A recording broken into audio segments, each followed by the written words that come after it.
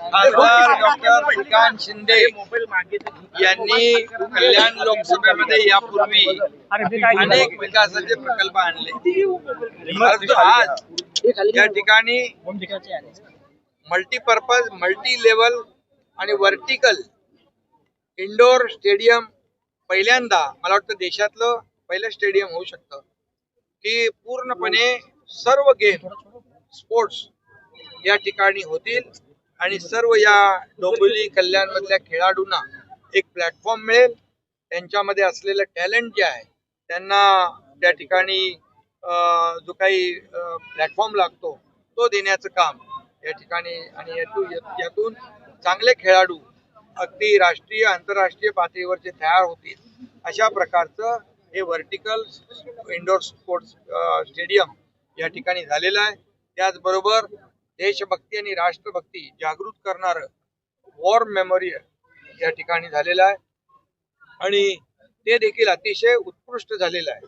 आणि देशासाठी लढणाऱ्या जवानांची एक ओळख, आठवण चिरंतर राहिली पाहिजे यासाठी वॉर मेमोरियल देखील आपण जर पाहिलं तर एक तुम्हाला देखील सगळ्यांना प्रेरणा आणि ऊर्जा मिळेल. तिथे येणाऱ्या प्रत्येकाला प्रेरणा आणि ऊर्जा मिळेल. ते अतिशय उत्तम नमुना या ठिकाणी ज्यांनी कोणी केलेला आहे, खासदारांच्या संकल्पनेतून ही कामं जी झाली, सावित्रीबाई फुले नाट्यगृहाचं नूतनीकरण तेही आवश्यक होतं आणि यापूर्वी देखील अनेक कामं या ठिकाणी झालेली आहेत. कॉन्क्रीटचे रोड झालेले आहेत, पिण्याच्या पाण्याची सोय झालेली आहे, या ठिकाणी अनेक प्रकल्प उभे राहिलेले आहेत आणि त्यामुळे हे आजचा प्रकल्प एक खऱ्या अर्थाने या काय म्हणतो आपण कल्याण डोंबिवलीच्या तुरा काय मानाचा तुरा हा खोला जाईल अशा प्रकारचे प्रकल्प या ठिकाणी केलेत. अंबरनाथ मध्ये पण आपण पाहिलं, परवा गेल्या 8-10 दिवसापूर्वी एक अतिशय अप्रतिम असं नाट्यगृह झालं. त्या छोट्या शहरामध्ये एवढे मोठे मोठे शूटिंग रेंज पासून, स्विमिंग पूल पासून, ऑडिटोरियम पासून कितीतरी प्रकल्प, त्यासाठी एक व्हिजन असलेला लोकप्रतिनिधी म्हणून खासदारांनी काम केलेलं आहे.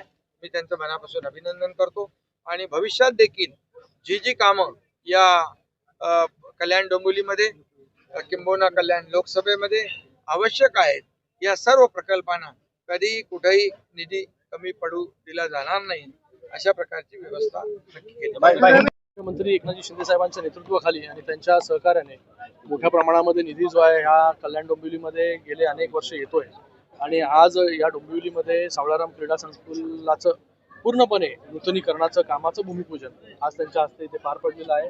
189 कोटीचं काम जे आहे ते पहिल्या टप्प्यातलं असणार आहे, ज्याच्यामध्ये व्हर्टिकल स्पोर्ट्स स्टेडियम ही कॉन्सेप्टच पहिल्यांदा जी आहे की महाराष्ट्रामध्ये राबवण्याचं काम जे आहे शिंदे साहेबांच्या नेतृत्वाखाली आम्ही सगळे लोक करतोय.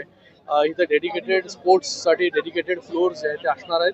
तिथे वेगवेगळे कॉम्पिटिशन जे आहेत ते होणार आहेत. डॉर्मेटरीज जे आहेत तिकडे आपण करतोय, जेणेकरून जे कोणी मुलं कॉम्पिटिशनसाठी येते त्यांना राहण्याची सोय, कोचिंगची सोय, सगळ्याच गोष्टी या दर्जेदार या ठिकाणी असणार आहेत. त्याचबरोबर सावित्रीबाई नाट्यगृहाचं देखील नूतनीकरण हे त्याच्यासाठी 15 कोटी रुपये जे आहे हे राज्य शासनाकडून मंजूर झालेलं आहे, त्याचं देखील भूमिपूजन जे आहे ते आज पार पडलेलं आहे. त्याचबरोबर वॉर मेमोरियल त्याचं देखील कामाचं उद्घाटन आज शिंदे साहेबांच्या माध्यमाने झालेलं आहे.